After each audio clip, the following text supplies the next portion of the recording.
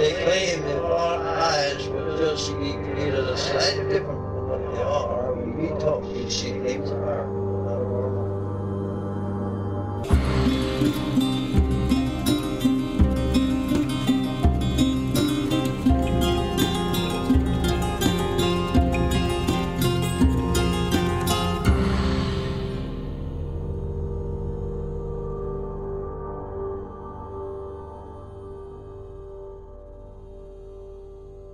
Welcome to Strange Familiars.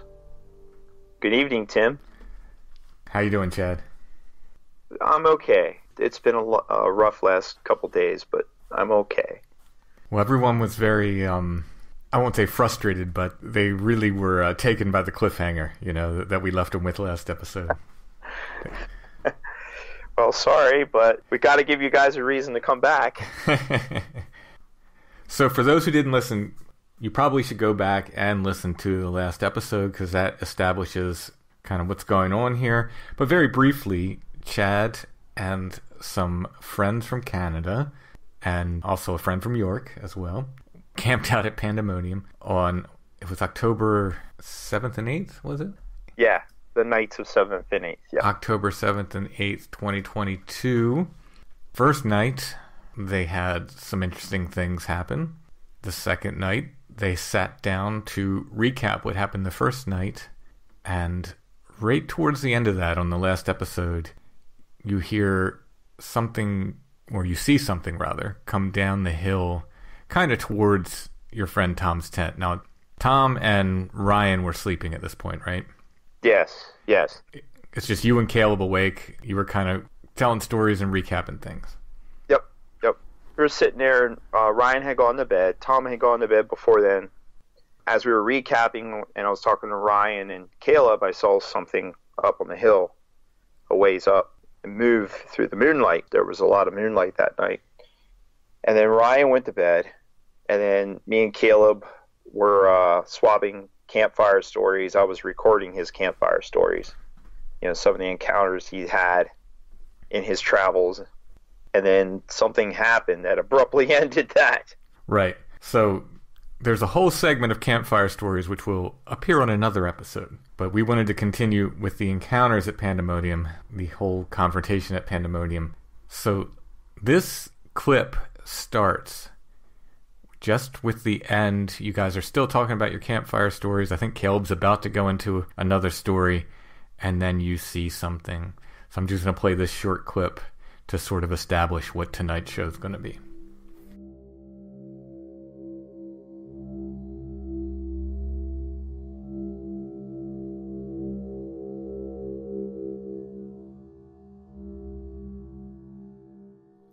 A week later, I left for Wyoming. So, like, whoa, it was... What's up? Man. The is going on over there? What do you see? On the other side of his tent, I saw the gray form move. Like, just beyond his tent. Yeah, it's right there. That is not smoke from the fire. Nope. Smoke's going uphill right now. Dude, not cool.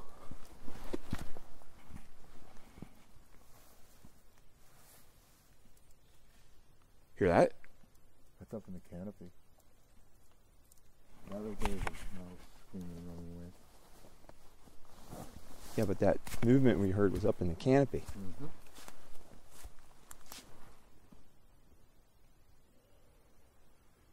You said there's raccoons around here, yeah? Yeah, but they would be down by the creek. That was Tom snoring. Yeah. That scared me because, like, that was, like, just beyond his tent, and I don't like that. It's a little too close. Yeah. I'm sorry. That made me jump because that was, like, concern for his safety. That's a little too close for comfort. I mean, it was like, you see that tree there? Yeah. It was, like, right in here. I saw it, too. You did see it, too. Yeah. When I looked up, I could see it once my eyes focused on the fire. That wasn't my breath moving across because our breath is holding out. And the breath's going downhill. Yeah, right this cross hill. Yeah. I think we should need to take a walk. I'm okay with that.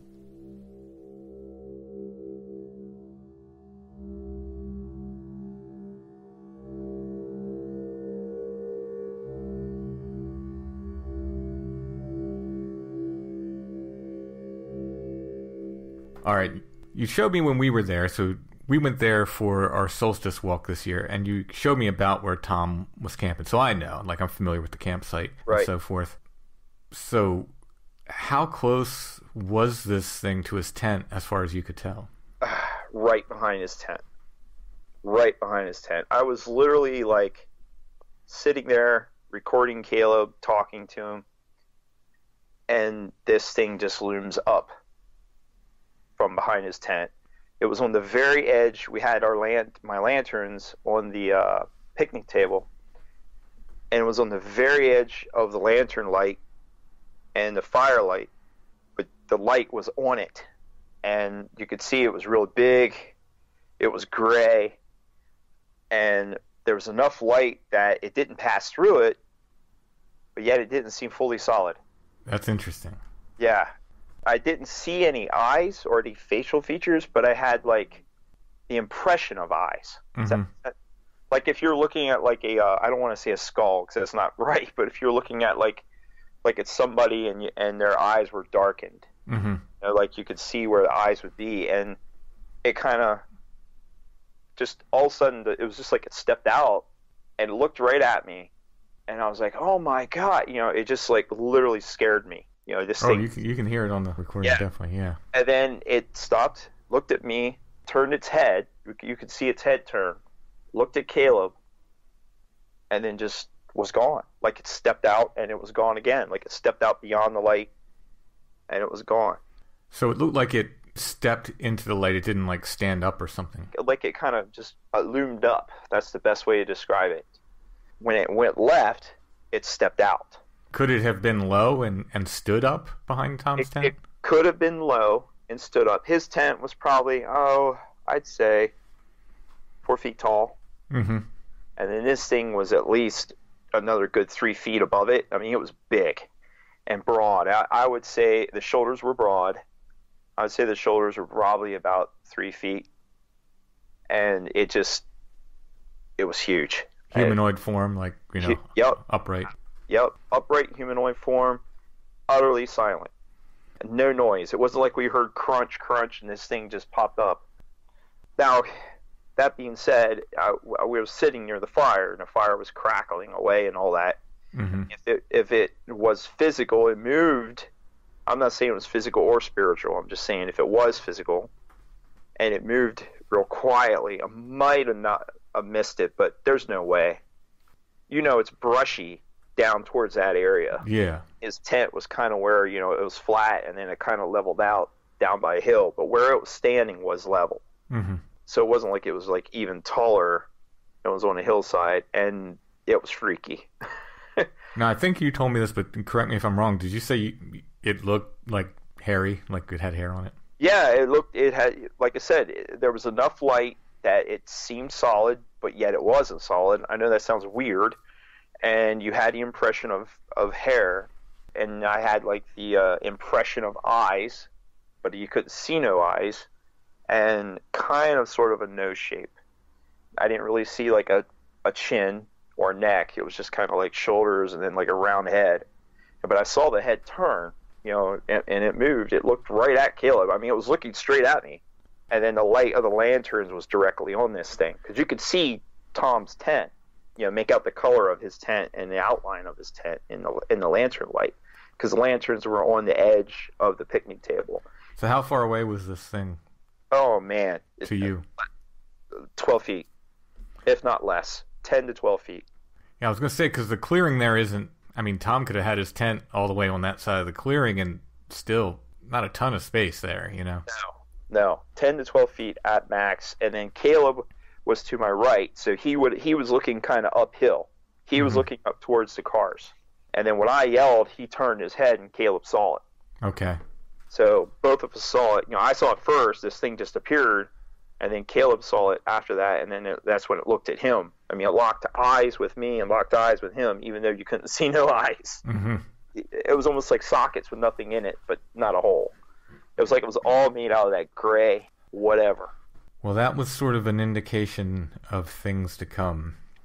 So in this next segment, you were going to take some things up to the cars and check out that area. And then Did you walk up towards the cemetery?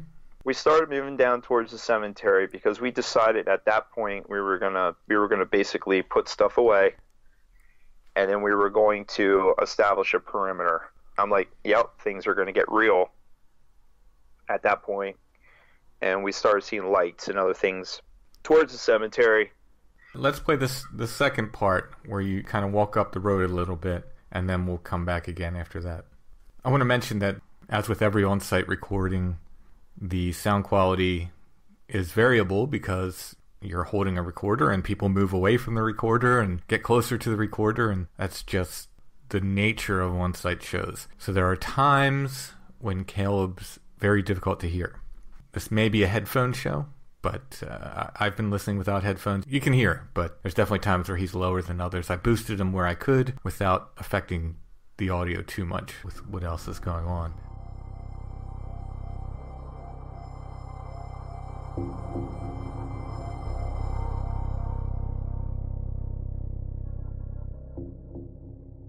It is roughly almost 5 o'clock in the morning. Me and Caleb were just down by the fire telling some stories, and I'm sitting there, and next thing you know, I see one of the gray shapes go behind Tom's tent, and it just freaked me out because that was a little too close for comfort. You correct on that? Yeah, I saw it a few seconds after you did when I turned around, focused my eyes, and that was more than I wanted to see that close to him. Like, he's asleep, he's completely exposed. Well, yeah, it was not cool. And then we heard some movement in the canopy. Now that could have been an animal, but who knows at this point. And now we're up by... Then there was a very startled rodent that was like running away, screaming. Yeah, and you know what? And that's kind of like a thing too. So maybe... Getting out of Dodge. Yeah. So now we're up here at the vehicles. We brought some food up and we left some candy up. We're going to walk down the road here a little bit, if you're okay with that. Yep. Yeah. And the moon's out, but Jesus, it's kind of blinding. It's dark. We sure as heck are not going into the woods. No, we're staying to the road. Yep. We haven't seen any lights in the woods up to this point. Not yet. It's the operating word. Yeah. Just like you're not a Canadian yet. Huh? Just like you're not Canadian. Not a Canadian yet. That's that stupid stick. Yep. Tripped over. Now, that wasn't there when we left last time. No, that could have fell out of the wood. A lot of trees came down this morning. Yeah. We actually had one come down across the road, remember? Yeah. And the thing that really surprised us tonight is the quiet. It's like dead quiet. So when like things happen, like there's no way you can ignore it. Yeah, so I can see the lantern. One of the lanterns on the picnic table from here. Which is good, so that's our point. Yeah. I'll have to get some more oil tomorrow.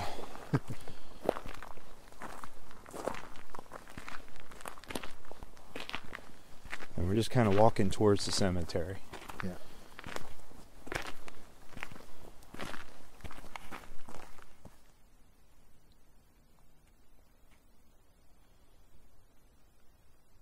Now the thing is, should we go pretty far or not? Because we saw that close to camp. Yeah, it makes me a little worried. I don't really like leaving them like that. I'd rather be just checking our perimeter and get back in. Yeah, it's kind of what we're doing here. Ah, boy. What are you seeing? There's red dots.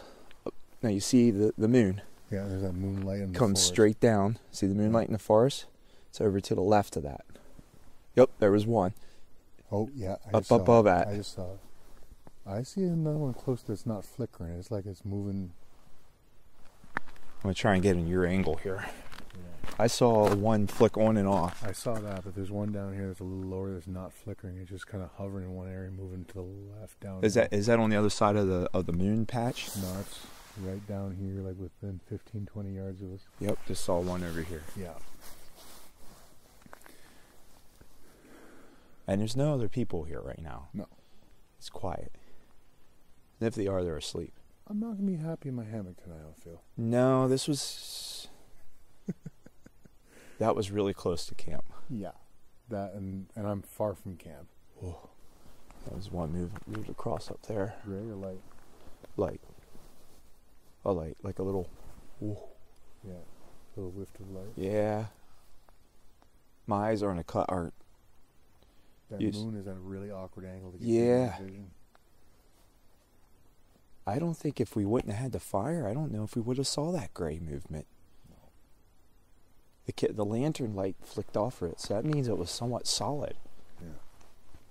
Yeah, that's not cool. Oh.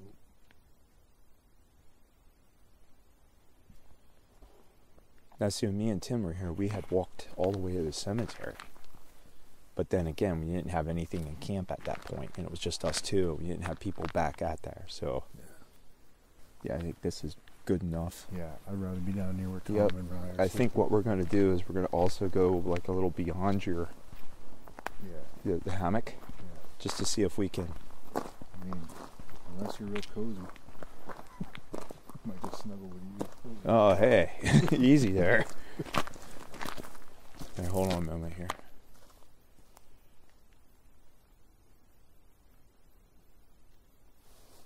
Yes, yeah, I'm seeing the gray movements now in there. Give me a second. Oh, yeah. That would be useful. Let's see what happens.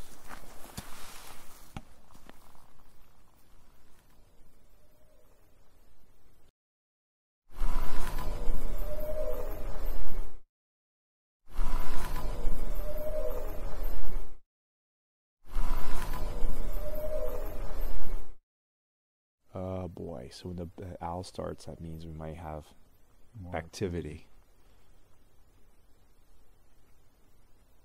We actually have a FLIR camera right now. We'll start recording it.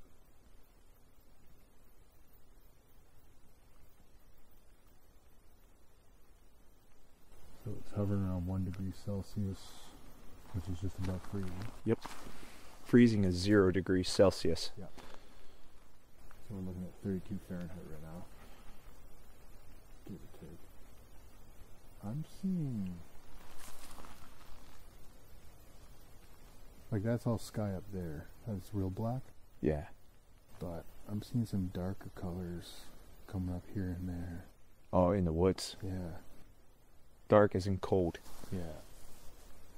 Yeah, just to clarify to folks, it's a spectrum of light from real bright yellow white is like warm, down to black being like 0 degrees Celsius. So let's do this. Let's move down the road with the camera, and then we'll go down along the cars on the other side of the roundabout. Yeah, down this way? Yep, straight ahead. Okay. Just go ahead straight. I'm going to move kind of off to the side of you so I'm not being blinded by the camera. Yeah. You take this lane here. Yep, I'm just following the camera. Yep, and I'll take the lane on the closest to the town. So it gets me first. And we can see the lights of the lanterns. We can see camp. Yeah, we're good. I'm losing my night vision completely, but I can see with this. Yeah, I'm good, so I can see. And we'll go around to the other roundabout, and then we'll come down into camp from that direction. Yep. So that establishes our perimeter. Yep. Just keep going. If I stop. I'm just going to look around here for a sec up into the hills.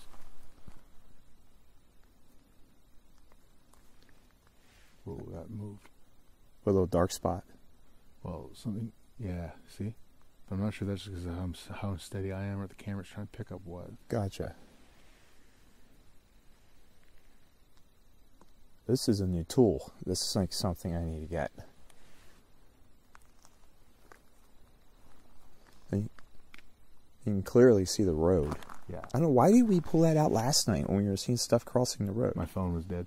Oh, okay.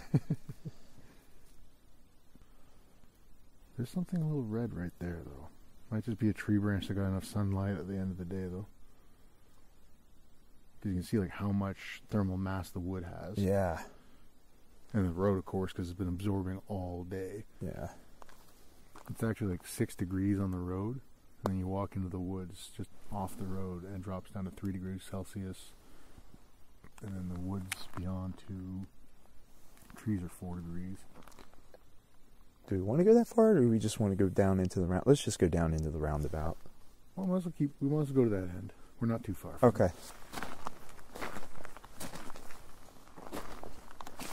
All right, don't go too far. You're going to go off the road. feel the difference in the grade. Yep. Wow.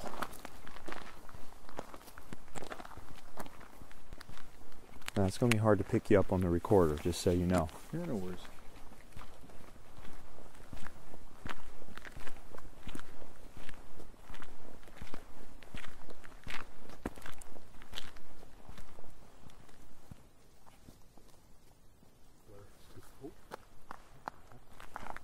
What'd you pick up? I'm not sure if it's just me moving the camera fast, but there's a big orange worm thing. Right down due that way. You're not picking up the lanterns, are you? It might be the lantern, but I don't think so. That might be the thermal of the lantern. They're the from the fire. That's so far away, it's hard to read it. Well, that's weird. That, like, orange. Like, go back. Like that little dark. It was there. It was a little dark spot at the one base of the tree, and it's gone now. Could have been just the movement of the camera. That's true. It's hard to tell with these.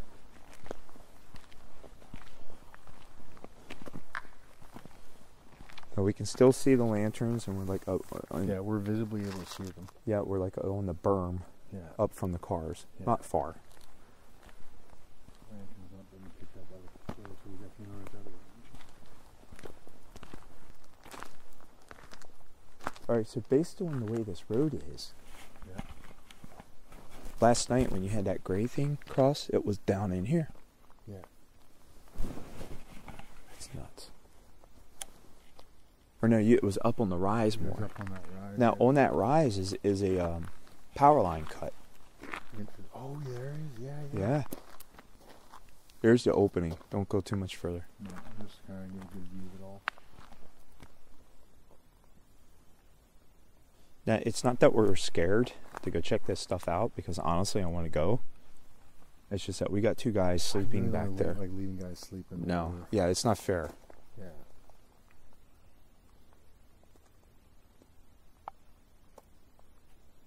Alright, the force is pretty calm as far as I can tell it is. Who knows how sensitive it is. Especially, what concerns me, especially since it seems to have taken an interest in Tom this weekend. Yeah. Rubbed his toe and that whole thing. Alright, I'm coming further off. Definitely colder here. I mean, that's just because the cold air is sinking. Heading downhill, Yeah. Yeah, moon is just odd tonight. It was brighter earlier. I think it's because it's soon going to be daybreak. Behind the trees now, a lot of it. Yeah. And it's facing indoors, so like driving into the sunset.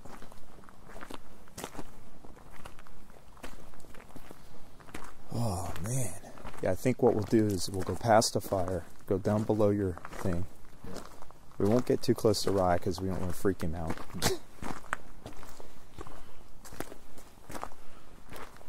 I mean, ask him what he heard. I was hoping he heard the wood being cut.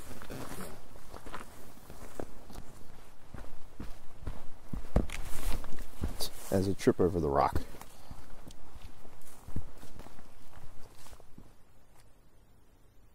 Or movement. That could have been a mouse or something. Hear it?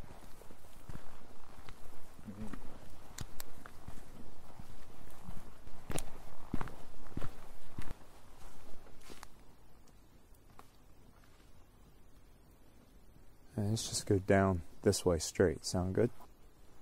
So I saw movement down here just beyond my headlamp. I'm just checking on Tom's tent real quick. With FLIR. Yeah. Everything is quiet on the slot, huh? Oh, good.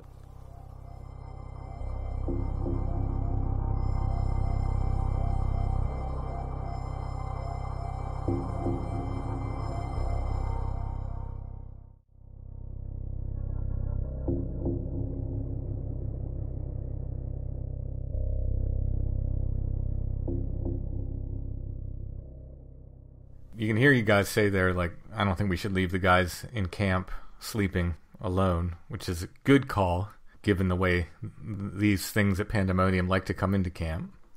And touch you. Literally, in the case of Tom, yeah.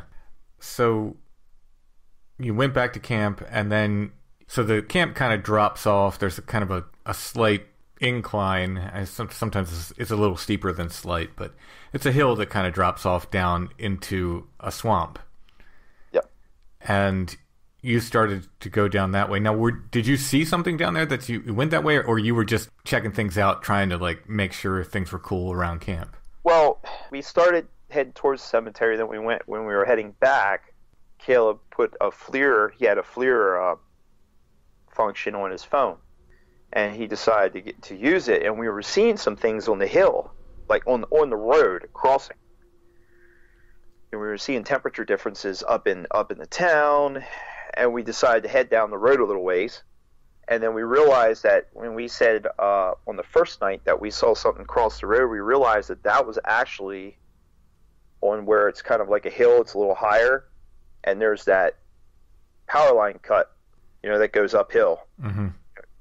You know where I'm talking about. And we had realized, like, oh, geez, the night before, what we saw across the road actually crossed on the power line cut.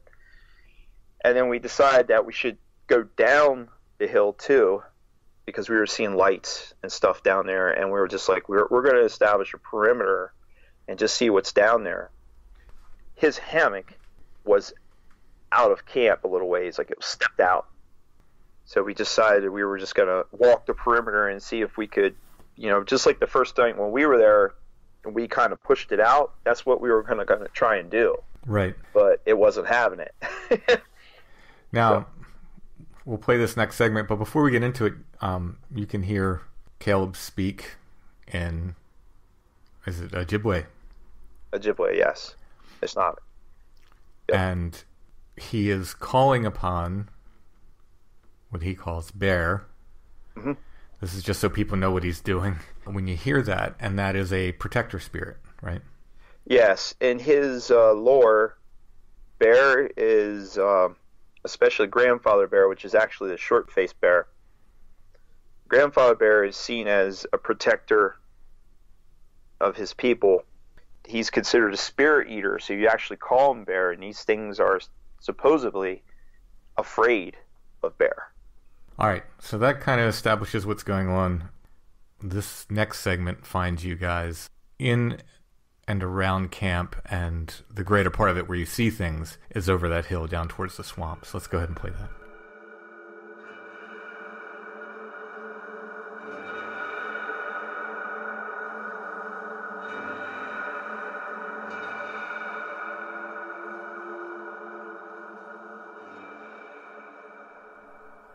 So we're back in camp, and we're going to go down the hill a little ways. And I just saw what I, like, beyond my headlamp, which isn't direct. I thought I saw, like, a little bit of movement. So it's probably about this high. So it was definitely, like, walking or moving. But that could have been deer or something. Yeah. I just saw mass. Are you seeing anything on the FLIR? Nothing yet. We don't know the exact range of that either. Yeah. I would say 15 yards at best. Jeez. No wonder.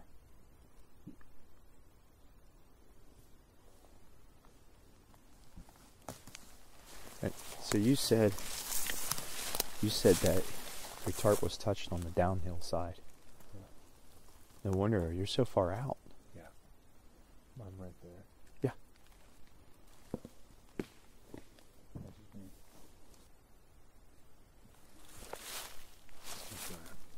Okay. I don't like cough anywhere. You saw me pause. Yeah. Like I just picked it up. Yeah, that was Ryan coughing.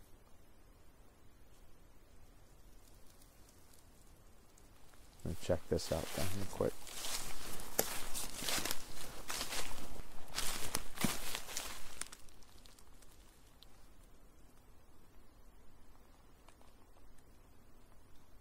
Saw some soft-footed movement over there, but it was probably a rodent. Tomorrow when we leave, not only am I going to allow something down there, I'm going to put something on this stump here. Right here. Tomorrow when we leave.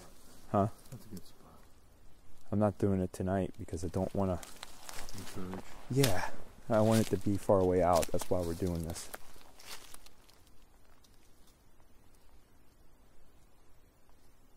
I think this is far enough for tonight.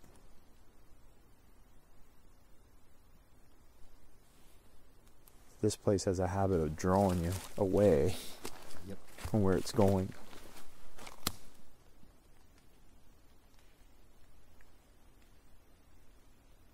That's just little stuff falling out of the trees. Starting to pick up with the early morning. Mm-hmm. It's crazy how open these woods are. Yeah. So there's a place called Kazoo's Woods that's open like this, but it's manicured. Like it's it's owned by managed. Yeah, it's managed really well. Like all this underbrush would be gone, but the trees would be here. Yeah. And back in the spring, when the locusts were out, when we had the 17-year cicadas or locusts, whatever the hell you want to call them, I'm standing here in the woods like this. I had my flashlight out through the trees. Yeah. There was something walking in front of me that was bipedal, because that's very distinctive. Yeah. Don't. And it was literally like where that tree is, like not even 10 feet in front of me. The sapling. Yeah. Yeah. I couldn't see nothing.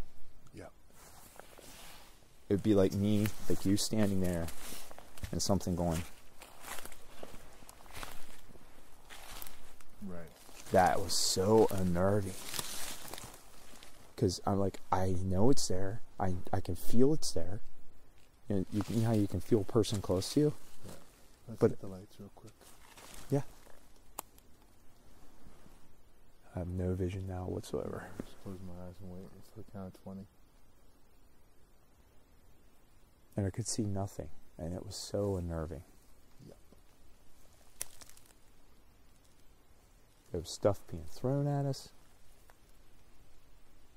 And then I left a special brick. And then I said we could see things ahead of us. Later on, we came in from a different angle.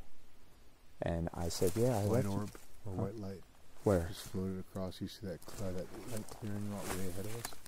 Which way? Directly in front of me, way up ahead. The little white ball of moonlight? There was a white little thing floated through from the dark across it and across into the dark from left to right. And I said to it, yeah, I left something here for you. Could I possibly have something? And then it was just this god-awful, wrenching scream. And Tim's like, you shouldn't have done that. Yep. So I've made mistakes. We all do. Now, I will say this. When you get down into the swamp, Yep. the underbrush is low. Right. So you can see above the trees, Yeah. if that makes any sense from this vantage point. Yeah.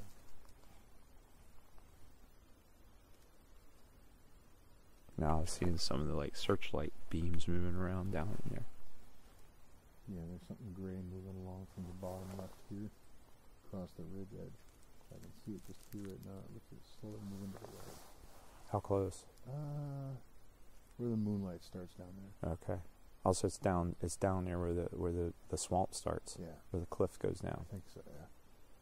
Oh, there's just part of the woods just lit up on my right here. I don't know if you could see it from your I saw a vantage. little bit of a few of it. Not much.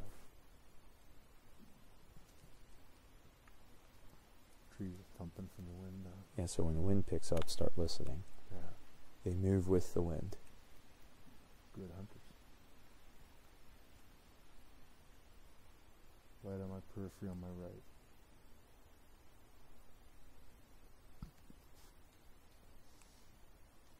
How far to your right? Like, how much of an angle if you're looking straight ahead? Clock. I'd say 1:30, 2 o'clock from me. Okay. Probably closer to 1 for you. Oh, yep. Yeah. Gray movement. You see gray? Yeah, and it's moving slowly. Like I'm tracking it right now. Looking to the right? Yeah, see me moving? Oh, yeah. It's moving pretty quick. How tall is that? Or is that I can just see bits of it. Like Wow. Is it reaching to the ground going up? Yeah.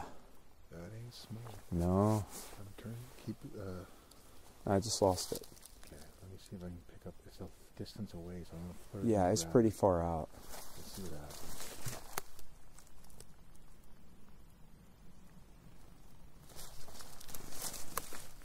Well, you do that. I'm gonna look in the other direction.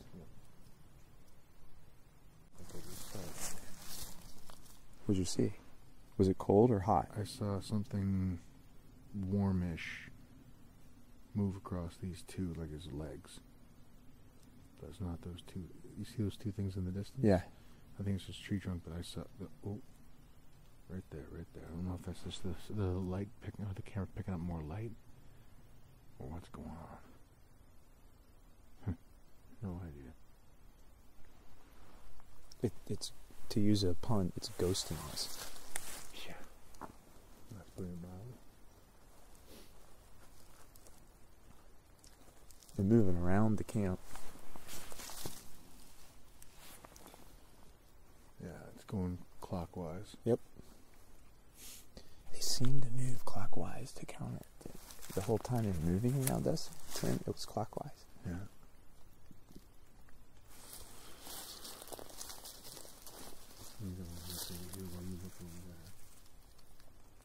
My back's too. Yeah.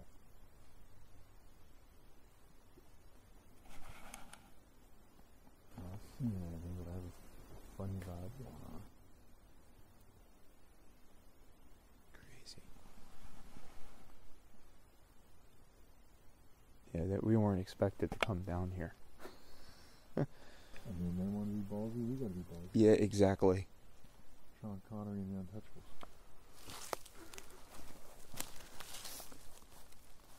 They bring a knife, you bring a gun.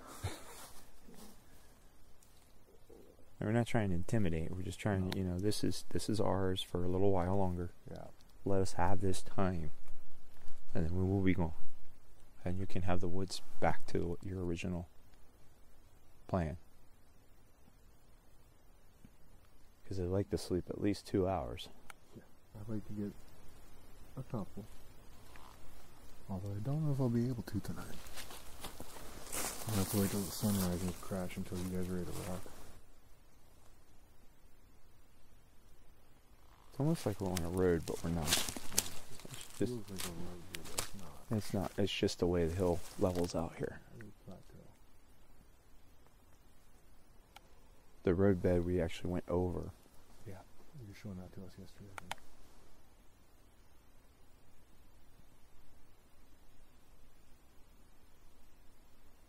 Yeah, I just keep catching pinpoints of light, like way freaking down there. Huh? Something was real close and it was gray. Like other side of that down log. Oh, that's nice. Back off.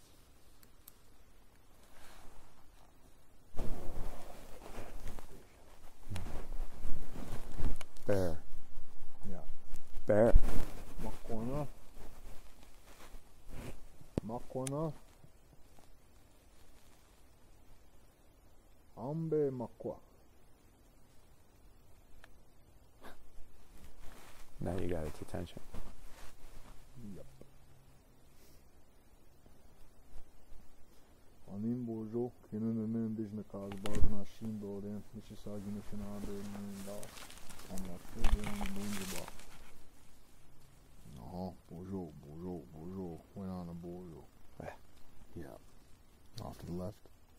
Quick movement? Yeah. Yep, that's just saw it. Couple of crashes too. Yeah.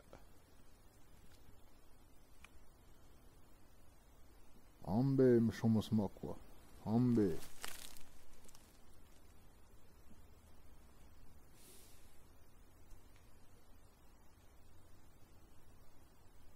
Gawin and Zegas.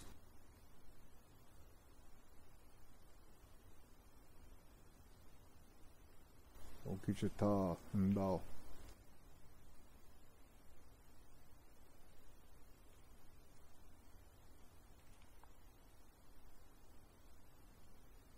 Meno, Mene, and Dal.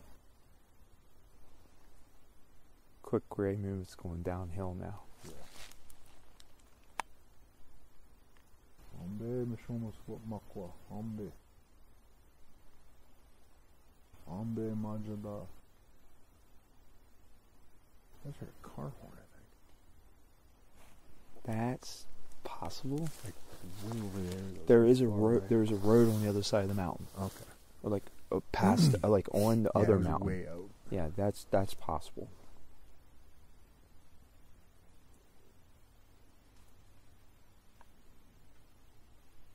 Makwana. Ambe Mishomas. Majin Mampi.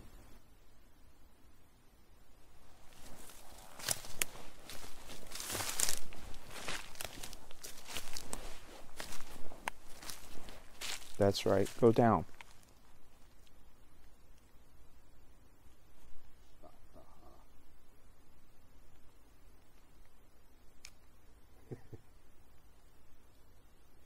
Saves your rest. One. Yeah, it went down. I saw like a movement like right in front of you, probably about 13 feet. Yeah.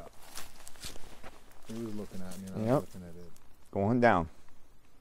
We'll be gone in the morning. It's all yours then. Ambe Mishomas Makwa. It's lifting. You ain't gonna like him if he shows up.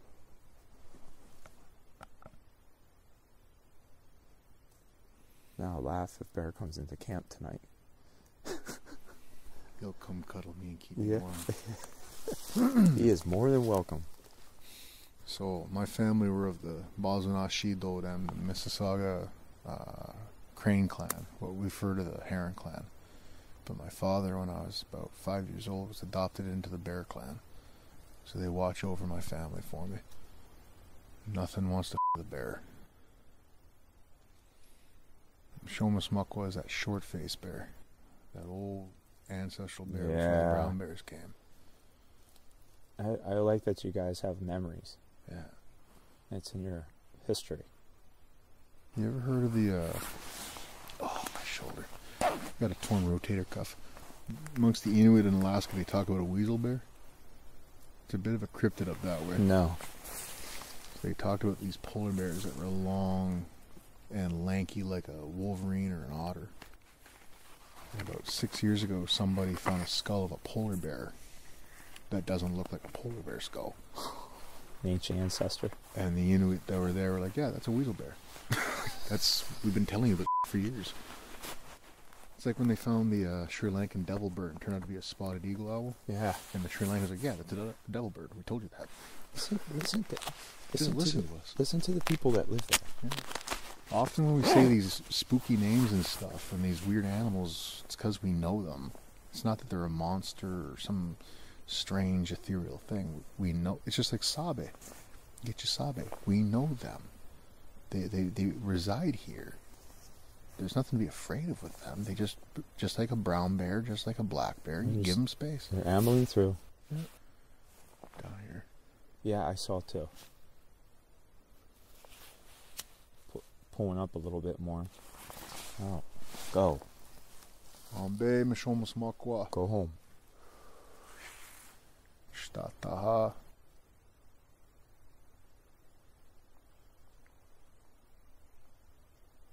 Majin Mampi Makwa. You ever had a lot of moments like this in the woods? Here and there. Not anything to the level that we've been dealing with the last 2 days. But like, yeah, we see things. At our camp we did ceremony years ago. There used to be it's a freaky one. Ridge right above our camp. We used to use a trail there to get into the camp. About 6 years ago we stopped using it just because it would scare the shit out of so many people. And our camp was only like 200 yards into the woods. Not far at all. But you would be walking along and you would hear screaming on the right hand side of the trail walking into the camp. Our camp's on the left, but you couldn't hear the screaming out of your body. It was inside your eardrums. Other people wouldn't hear it. You would just hear it as you're walking in on your own.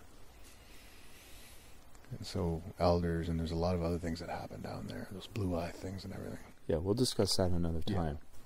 Yeah. But we did ceremony and buried bear skulls around the entire camp with medicines to feed the bears. You can sleep like a baby in my camp. Nothing comes in. Wow. Those medicine men knew their stuff. So every year... What? Oh, big dark thing moving to the left. Yeah, I'm hearing footsteps. I think that was just a mouse hopping or what? It could be. Some of that's just up in the trees.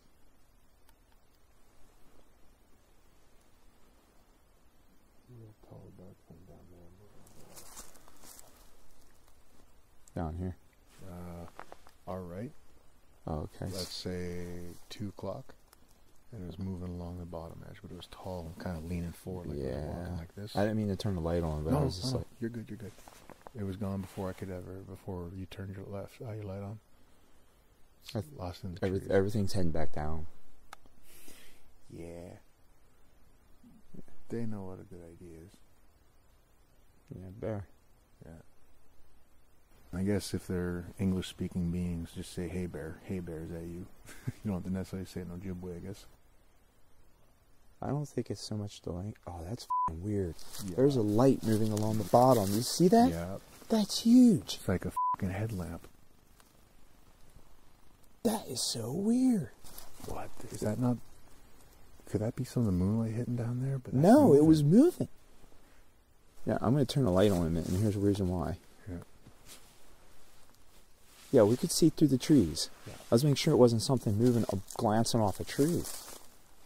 That was crazy. That was big, too.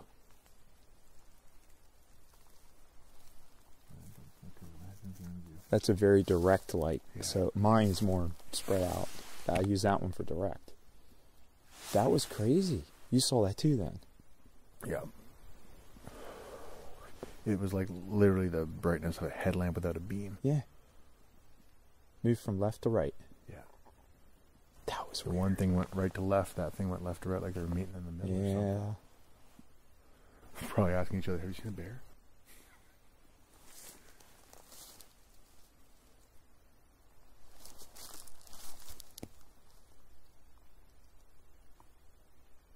I keep catching like lights coming from above the camp. I think we need Can't to go. tell with the lanterns. Yeah, we need to go back. I think so. I think we did what we needed to do here.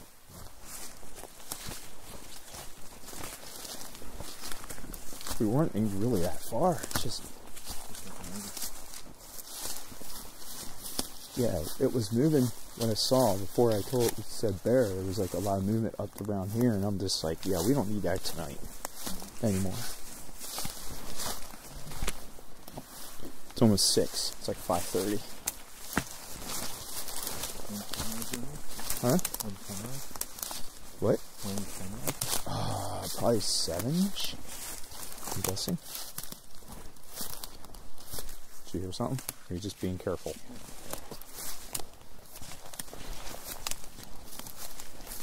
There's a lot of skags here. Be careful.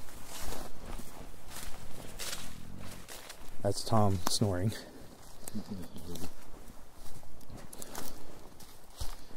I feel better now that we did what we needed to do, Caleb. Yep. Okay. I guess we're gonna call it a night. That was some nice adrenaline. Yeah. So it wasn't to the extent of what we had. No. But like I said, it also This one was a little bit more bold, though. Yeah. When it's the first time I've seen something in camp, because that's in camp. I mean, you had that light last night that went up the tree. Yeah. But that wasn't near anybody other than your tent. Yeah, it was just a little more than this was just a little more than I wanted.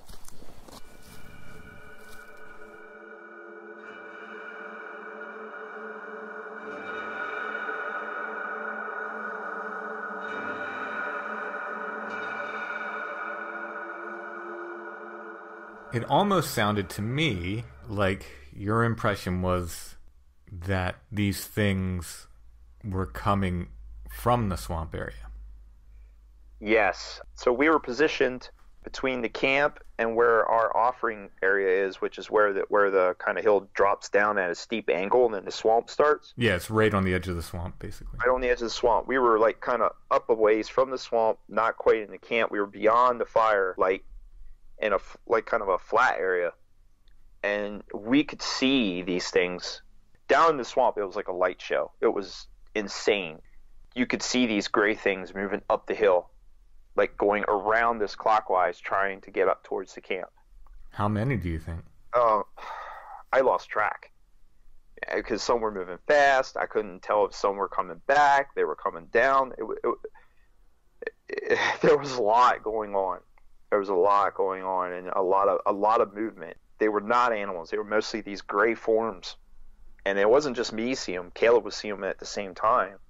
And I note that the wind picks up, and then you could tell they were moving with the wind. Mm-hmm. That's typical. It wasn't like it was moonlight, like the trees moving and making the moon move. No, you could see physical forms similar to what we saw, and they were big. I mean, they weren't small things. Mm-hmm. It was crazy. So my impression of the night we were there is that whatever was checking us out, and we know it was more than one thing, was circling clockwise as well.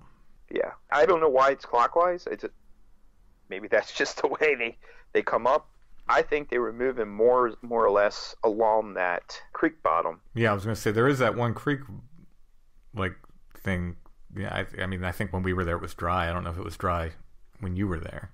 No, it was flowing pretty good when we were there because we had rain. But still, it's a good little gully that you could move through. I mean, that's the way I would do if I wanted to be unseen. Exactly. Go through that gully. Exactly. So I don't know if they knew we were there and they were trying to go around us to get up that way. And it was almost like traffic between the top of the hill and the bottom of the hill. So I don't know if they were trying to get into camp per se, but it just seemed like, that was the impression, and it was just, there was this heaviness about everything too. Mm-hmm. So at the point where you guys call it quits there, was the sun coming up, or was it still pretty dark, or what? Yeah, the sun was actually starting to come up. It was close to getting daybreak. We were exhausted at that point. Well, I can't imagine, because I had seen you earlier that day. You'd come down to check out Albatwitch Day for, I don't know how long you were there, a couple hours. I don't know. I lost track of time. Yeah, and then you went back up. Then you had everything you recorded there around the fire. Mm-hmm. So yeah, that's a long day and night. It was a long day and night. I took a quick nap for about 3 or 4 hours before midnight, and then I got up at midnight and did all the recording. Mm-hmm. Yeah, we were exhausted. I was like, I got to crash. And Caleb was like, shook up enough. He was not going back to sleep in his hammock. He literally said, he goes, I'm going to sit in a chair here. I'm going to stoke the fire. I'm going to sit in a chair. You got to remember, it was close to freezing, if not freezing. And he's like, I'm going to sleep around the fire. And I went to bed. And then when I woke up, I probably only slept like maybe another 3 hours. Mm-hmm. And I got up, and Tom was awake. When I woke up, before I woke up, I heard a woodpecker. And I got up. I said, how did you sleep? And he's like, oh, I slept pretty good.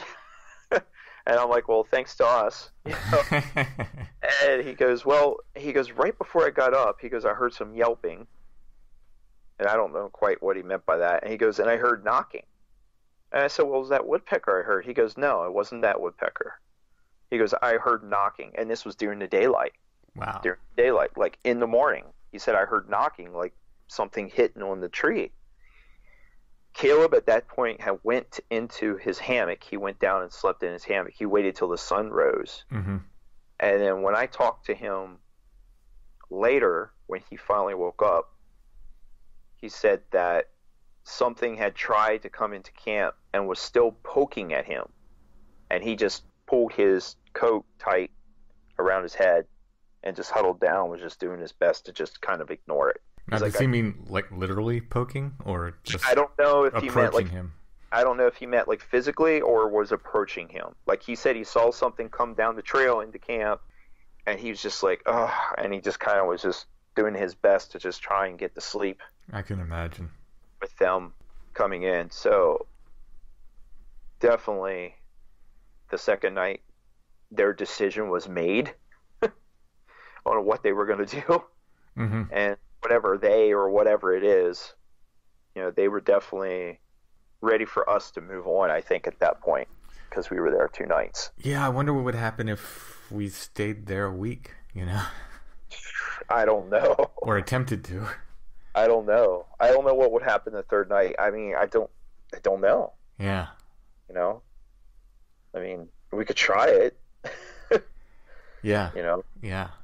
In the morning, did you look around? Like, when we got up, we looked around, we found the spring, and that kind of caught our attention in a big way. And then we started looking, more intently. Did you look around for, tracks or any sign? I know you can't find footprints there, but any sign of someone walking around? A little bit, but we really didn't see anything. And a lot of it was we were just exhausted at that point.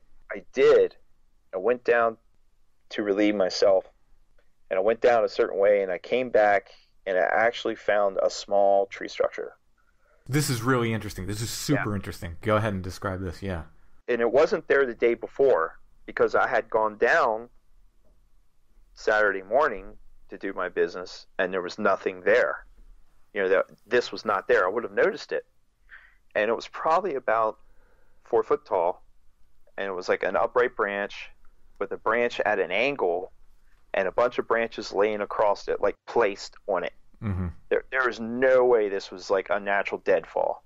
Like somebody put this branch upright like a post, like I said, 4 feet tall, with an angled branch coming out of it and a bunch of branches laying on it, which that in itself is crazy, because how did that get built?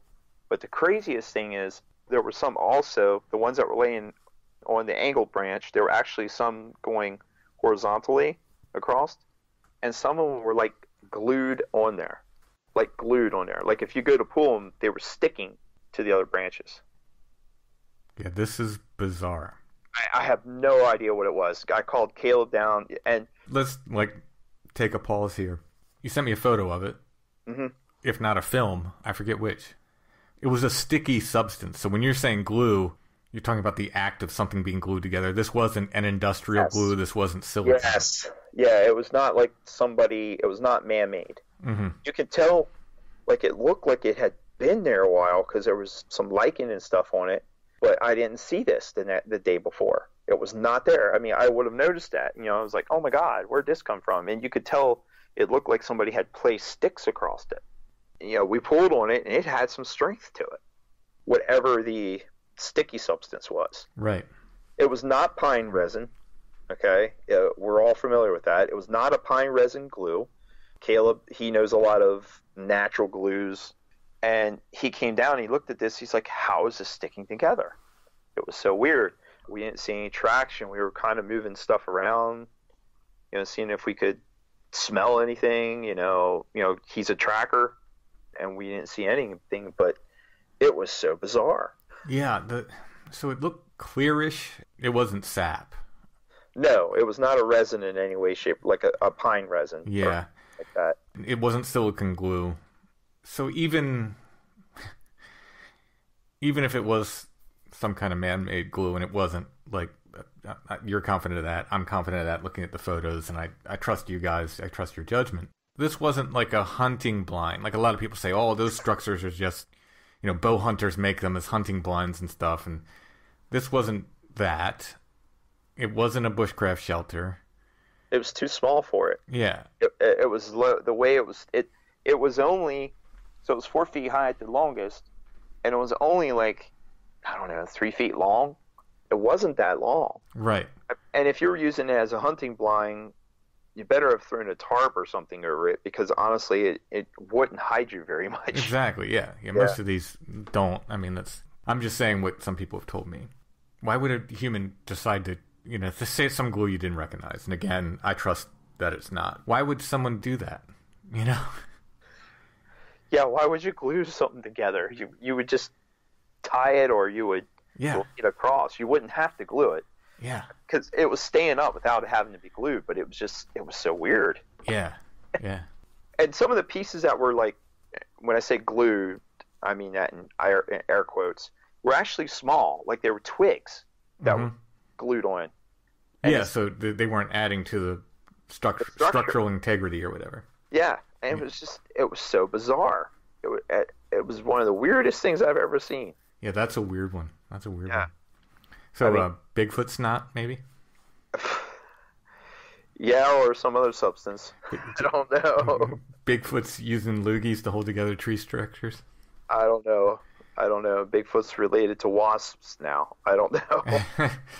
Well, and we say Bigfoot. We don't know that's what it was. You know, these things were big, and at least the one you saw looked hairy. They answered to that description, but Caleb saw something else which does not answer to that description, and I don't think it made it onto the recording because you told me to listen for it. When I was editing it, I didn't hear it. It's possible. Like I said, some of his stuff was pretty low, some of the things he was saying, because he was far away from the mic. And you guys were trying to be quiet, which I totally get. You know, that we're stuff. Trying to be quiet. We were talking quietly, and it was just, there was so much going on. You know how crazy it gets there. Right. So I didn't hear this particular thing.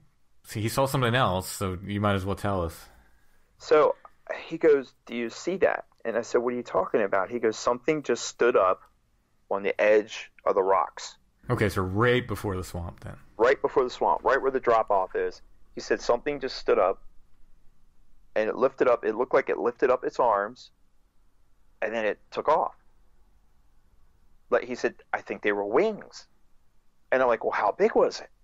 He goes, "It had to be human. It was human size." And he saw it go lift off. And I'm like, "What?" Did he see where it went or anything, or did it just go like up into the night sky, or He what? saw it just go right up into the sky. Wow. We had impressions of things in the canopy. You know, you hear us say that. Mm-hmm. You know, we're seeing things moving in the canopy too. So it wasn't just on the ground. There was stuff moving in the trees. So there aren't squirrels bouncing around in the middle of the night. Shouldn't be that many anyway, and they shouldn't be the size of humans or larger. Yeah, he said he saw something stand up, you know, on that edge, on the rocks, and then looked like it lifted its arms or wings and just off it went. Wow. I was like, what? I'm amazed, but I'm not entirely surprised, you know? Like, No.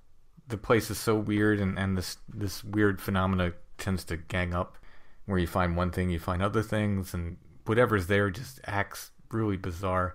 In the first segment, you guys were seeing things in the town, right? Yes. And then seeing things come from the swamp. Do you think they come from, I know you don't know, but I'm just, you know, just your gut feeling, are they coming from both directions then? I think so, yes. You know, just based when we were there at the Solstice Walk and we saw things moving all around. Mm-hmm. I just think whatever's up there just moves all up and down that mountain. You know, all up and down Bowers Mountain. I don't think that, you know, and maybe even on the other side. Yeah. You know, because he said he heard a car horn way out. Yeah, yeah. Mm-hmm. And we didn't see any car lights or anything. As far as clear we could see, we would have seen car lights on the other mountain. I tried to pull that car horn out, by the way, but I couldn't Yeah, grab it must have been way out. And because we were there the first time, there wasn't no light phenomenon.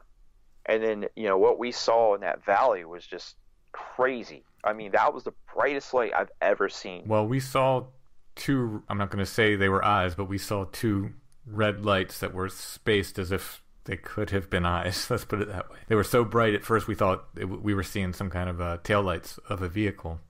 So much happened when we were there that it's easy to forget, but we did see at least those red lights there. And we saw those too. But what we saw in that valley was completely different than what me and you saw. Like that one, when we describe it as, you know, he says, looks like a headlamp. It was bigger than that. It was just like this, as if somebody was projecting a big light up through like a prism, or like one of those crystals, you know, have multiple facets, and it was shooting beams out, and it was moving through the middle of that valley, through the middle of that swamp, and the trees were lit up by it, and then it moved, and it moved somewhat quickly, and then all of a sudden it just went out. There's no road there. It's a swamp, you know, and it wasn't a person down there walking because it moved way too fast. And it wasn't a car. I mean, no one's down there walking. No. That's not a place to walk. No. Especially not at night. No, and especially as we had so much rain we had that day before then. Yeah. We had 6 days of solid rain before that, so that place was wet on the hill. I can't imagine how wet it was down in that swamp. You know how wet it was when we were there. Right, yeah. Pandemonium is it's something else. As we mentioned, we went there on the solstice, had an interesting night. It wasn't as intense as what you guys had or what we had before, but we weren't staying there that night. We were just there for a few hours. No. Maybe that makes a difference. I don't know. But we will be back, and we will check it out some more. Caleb and Ryan, pretty impressed then? Oh my God, yeah. Absolutely. Yeah. Absolutely. Well, I told you they're coming back. Yeah, yeah. Yeah, they were absolutely impressed. They wanted to see parts of Michaud.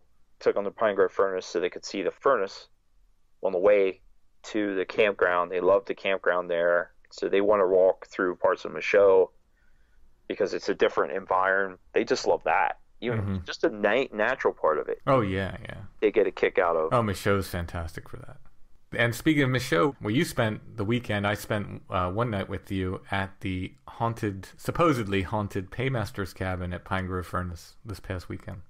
We didn't have anything happen. No, I don't think it's not haunted. Yeah, if it is, they didn't perform for us. But it's a noisy cabin, though. So, like, when the heat kicks on, that makes noise. When you turn the water on, that makes noise. And the refrigerator makes noise. And I can see if someone, heard stories about it being haunted and went to stay there and didn't too much investigate these sounds, I can see them being kind of freaked out in the middle of the night. Mm-hmm. But that's all it was.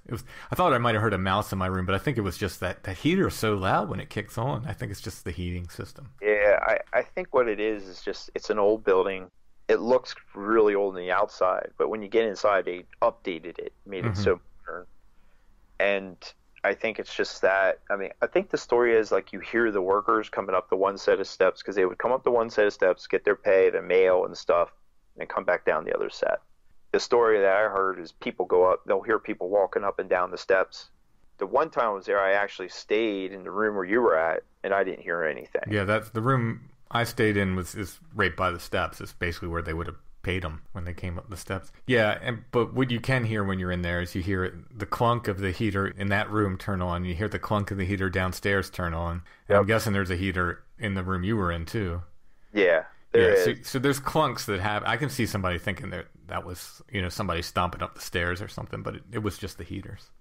Yeah, and then the place just doesn't have the same feel as other places. Yeah, I mean, for whatever that's worth, I agree. I totally agree. It just but it's a nice place. I enjoyed staying there. Absolutely, absolutely. If you can rent that place, rent it. I mean, it's like a little house. Yes, it was. I didn't live in it.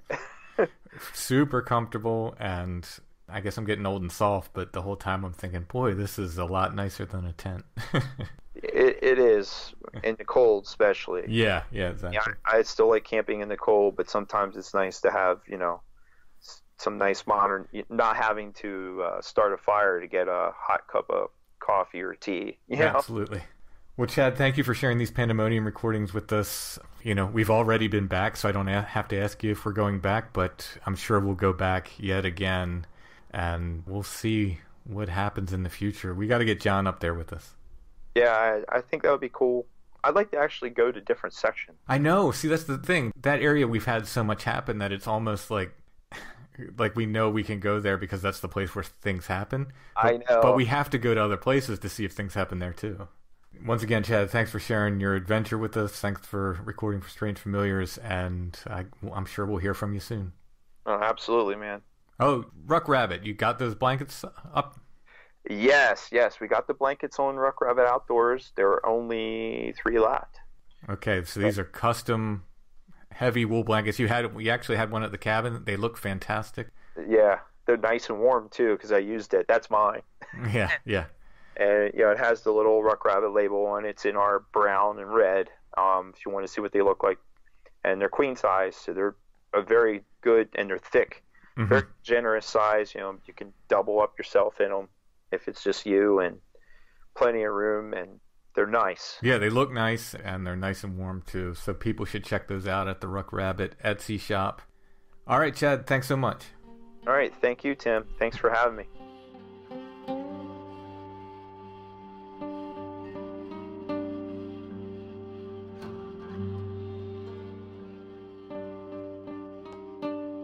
I would like to thank our patrons. Without our patrons, we could not make Strange Familiars, so thank you very much, patrons. If you like what we do, if you like Strange Familiars, and you want to get more content besides, you can become a patron at Patreon. It's patreon.com/strangefamiliars. All of our patrons get the weekly episodes commercial-free, plus 2 exclusive patron episodes every month. That's just for our patrons. There's many tiers of support there. You can check them all out at patreon.com/strangefamiliars. patreon.com/strangefamiliars.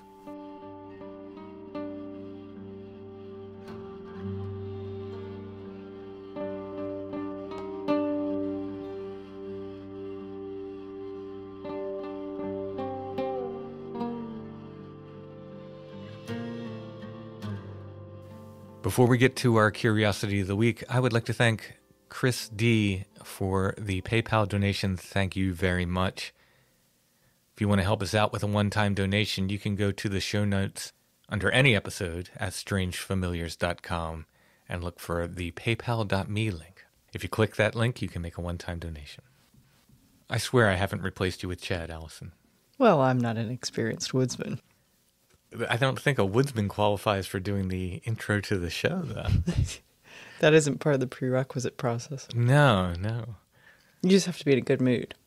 You just have to be there when I turn the mics on. Okay. Oh, I think we're going to go back to a stereo view this week, though, because speaking of experienced woodsmen, Yes. we have some in our stereo view here. In fact, I think this is an actual photo of Chad and company at Pandemonium. It looks it. Time travelers they are. Yeah. Now, this is a stereo view. It says, Our Christmas Hunt, Story at the Camp. And it does feature a hunted deer that is no longer with us, for those who are sensitive to such things. It looks like they indeed had a successful hunt. They're out in front of their little cabin there, and they do appear to be experienced woodsmen. I'll tell you what, I'm going to throw in a second hunting stereo view as well. A twofer. It's actually in the same series now that I look at it. It says Our Christmas Hunt, The Snowstorm. So this has the fellows there with their felled deer. It's good they got that if they were going to be stuck for a while. Yeah. I'll put an image of these stereo view photos in the show notes for this episode at strangefamiliars.com. If you click on that, it'll take you to our Etsy shop where you can purchase those and other curiosities of the week, those that are left. Allison has other photos up there, lots of antique photos of various things. We have Strange Familiars t-shirts. We have the original and the glow-in-the-dark. I saw lots of people posting pictures of Greg Newkirk from their Haunted Objects podcast. I guess they do a video and an audio version. We're strictly radio people. We can't appear on film. He was wearing a Strange Familiars glow-in-the-dark t-shirt this week, though. Oh, now see, I could do it if we had the lights out and I was just wearing the t-shirt. Just wearing the glow-in-the-dark t-shirt. Yeah. So thank you, Greg. A lot of people commented on that. That was not product placement. Mm-hmm. Greg bought that shirt. I would have given him to him if he asked, but he supports other people in this weird paranormal stuff. So thank you, Greg. That was really neat. So once again, check out the Newkirk's podcast. It's called Haunted Objects, I believe, where they talk about various haunted things in their haunted museum collection. What else do we have at Etsy, Allison? We have all my books. All my books are back in stock. We have copies of everything now, including the book that's not available on Amazon, which is Apparitions, my art book. Monsters Under the Hospital Bed, the booklet I did. It's a little bit smaller, staple-bound booklet of my artwork that I did a couple years back when I had my MS attack. We've got a few copies of that left, but that is dwindling. You may want to pick that up. I think John at Riverbend has more copies at this point than we have on hand, so once we're out, John will probably still have them. You can buy original artwork there from me and prints and much more. Our Etsy shop name is Lost Grave, but if you type in Strange Familiars, our stuff will come up. While you're at Etsy, make sure to check out Chad's shop. We've already talked about the new blankets he added, and our friends from Karmic Garden as well. What's new, Allison? Not a lot. I didn't even ask you how you're doing tonight. I'm doing fine. You're doing fine? Yeah. Relieved of the burden of the opener. I can relax. Really? Is it that much of a burden? It is. Really? Well, I'm very sorry. It's just stressful. I want to get it right. I don't want to accidentally say I'm not doing well. Rumor has it you're working on a new show for us. Yeah, that is true, actually. Yeah. Yeah. So maybe next week, maybe the week after. Yeah, it depends if we're going to do on-site or not. We'll see. Yeah, Tim always makes us go to the actual place, and we always... but, I mean, it would be easy enough to fake going to certain places when people are just listening, but Tim makes us go to the real places. We've got to be honest in our reporting. All right, well, I guess that's it for this week. I hope everybody enjoyed it. I'm going to see if I can get our solstice walk at Pandemonium edited and out for patrons. Hopefully I can, and in that case, there'll be more Pandemonium. You'll be able to hear Chad and I visiting Pandemonium on December 21st in the very, very, very cold night and everything that ensued with that. But that will be for patrons if and when I get it edited. In any case, we'll be back soon with more Strange Familiars.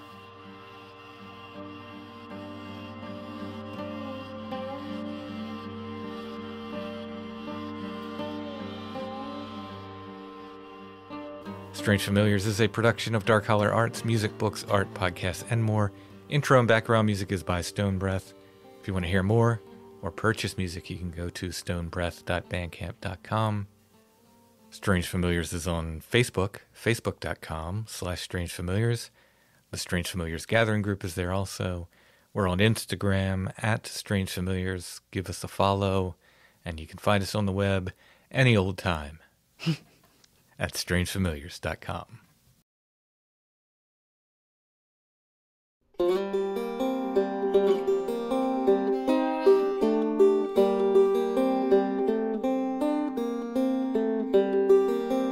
Something walks beside me through the trees. I can't see it, but it sees me. Something walks beside me